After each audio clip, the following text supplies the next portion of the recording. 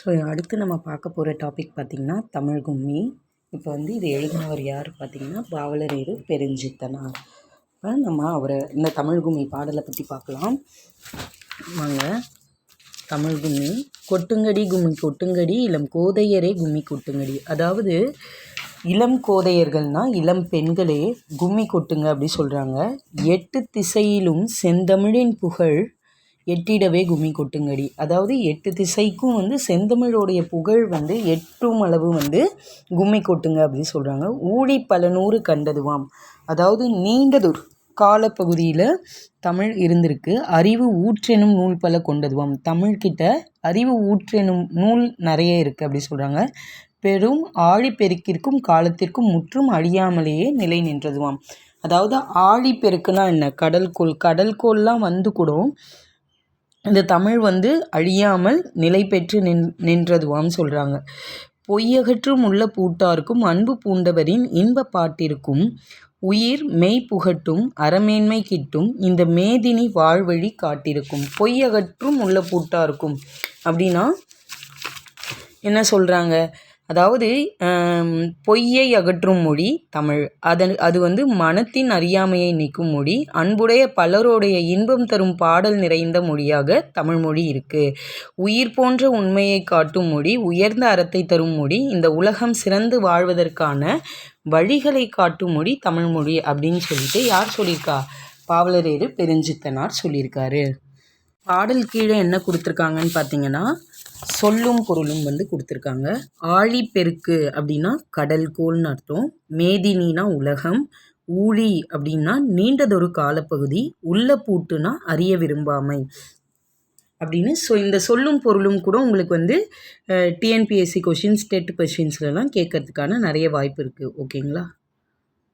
அடுத்த பக்கத்தில் என்ன கொடுத்துருக்காங்கன்னா பாடலுடைய பொருள் கொடுத்துருக்காங்க. நம்ம பாடலோட பொருள் ஆல்ரெடி பார்த்துட்டோம். அது கீழ் நூல்வெளி இருக்குது. பெருஞ்சித்தனாருடைய இயற்பெயர் என்ன அப்படின்னு சொல்கிறாங்கன்னா மாணிக்கம் அப்படி சொல்கிறாங்க. இவருடைய இயற்பெயர் வந்து துரை மாணிக்கம். ஓகேங்களா? உங்களோட ஹையர் கிளாஸஸ் புக்ஸில் வந்து இருக்கும். இவர் வந்து பாவலரேறு என்னும் சிறப்பு பெயரால் அழைக்கப்படுகிறார்.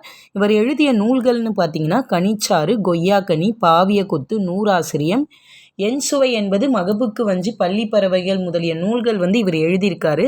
மீதி இருக்கிற நூல்களுடைய பெயர்கள்லாம் வந்து 10ஆம் வகுப்பில் வந்து நீங்கள் பார்க்கலாம். ஆகிய இதழ்களை இவர் வந்து தென்மொழி, தமிழ்ச்சிட்டு, தமிழ்நிலம் ஆகிய இதழ்களை நடத்தி வந்திருக்காரு. தனித்தமிழையும் தமிழ் உணர்வையும் பரப்பிய பாவலர் இவர் அப்படின்னு சொல்லுவாங்க. ஓகேங்களா? இப்போ நம்ம பார்த்த பாடல் வந்து கனிச்சாறு அப்படிங்கிற நூலில் வந்து இடம்பெற்றிருக்கு. இந்நூல் வந்து 8 தொகுதிகளாக வெளிவந்துள்ளது. இந்த கொஷின் கேட்பாங்க அப்பப்போ டிஎன்பிஎஸ்சி டெட் கொஷின்ஸில். கனிச்சாறு வந்து எத்தனை பகுதிகளாக வெளிவந்திருக்கு அப்படின்னு கேட்டாங்கன்னா 8 தொகுதிகளாக வெளிவந்திருக்கு அப்படின்னு சொல்லுவாங்க. இது தமிழ் உணர்வு நிறைந்த பாடல்களை கொண்டுள்ளது. ஓகேங்களா? ஸோ அடுத்து என்ன கொடுத்துருக்காங்கன்னா கற்பவை கற்றபின் அப்படின்ற இதில் வந்து என்ன பாடல் கொடுத்துருக்காங்கன்னா வான் தோன்றி வழி தோன்றி நெருப்பு தோன்றி மண் தோன்றி மழை தோன்றி மலைகள் தோன்றி ஊன் தோன்றி உயிர் தோன்றி உணர்வு தோன்றி ஒளி தோன்றி வாழ்ந்த அந்நாள் தேன் தோன்றியது போல மக்கள் நாவில் செந்தமிழே நீ தோன்றி வளர்ந்தாய் வாழி. இதை எழுதினவர் யாருன்னு பார்த்தாக்கா வாணிதாசன். அடுத்து நம்ம பார்க்க போகிறதுன்னு பார்த்தீங்கன்னா மதிப்பீடு. ஃபஸ்ட்டு நம்ம சரியான விடையை தேர்ந்தெடுத்து எழுதுக பார்க்கலாம். தாய்மொழியில் படித்தால் டேஷ் அடையலாம். மேன்மைனா நமக்கு தெரியும், உயர்வு அடையலாம். தகவல் தொடர்பு முன்னேற்றத்தால் டேஷ் சுருங்கிவிட்டது. மேதினினா என்ன? நம்ம சொல்லும் பொருளெல்லாம் பார்த்தோம். மேதினினா உலகம். ஸோ தகவல் தொடர்பு முன்னேற்றத்தால் மேதினி சுருங்கிவிட்டது. செந்தமிழ் என்னும் சொல்லை பிரித்து எழுத கிடைப்பது வந்து செம்மை ப்ளஸ் தமிழ். ஆன்சர் வந்து பொய் அகற்றும் என்னும் சொல்லை பிரித்து எழுத கிடைப்பது பொய் ப்ளஸ் அகற்றும். ஆன்சர் வந்து பாட்டு ப்ளஸ் இருக்கும் என்பதை சேர்த்து எழுத கிடைப்பது பாட்டிருக்கும். ஆன்சர் 8 ப்ளஸ் திசை 8 திசை. ஆன்சர் அப்புறம் நயம் உணர்ந்து எழுதுக அப்படின்னு கொடுத்துருக்காங்க. பாடல் அடிகளில் முதல் எழுத்து ஒன்று போல் வரும் மோனை சொற்களை எடுத்து எழுதுக. இது வந்து எல்லா எக்ஸாம்ஸ்லேயும் மோனை கேட்பாங்க, எதுகை கேட்பாங்க, இயைபுனா என்னன்னு கேட்பாங்க. மோனை அப்படின்னு பார்த்தீங்கன்னா முதல் எழுத்துக்களோ இல்லை முதல் அடிகளோ ஒன்றி வருவது வந்து மோனை அப்படி சொல்லுவோம்.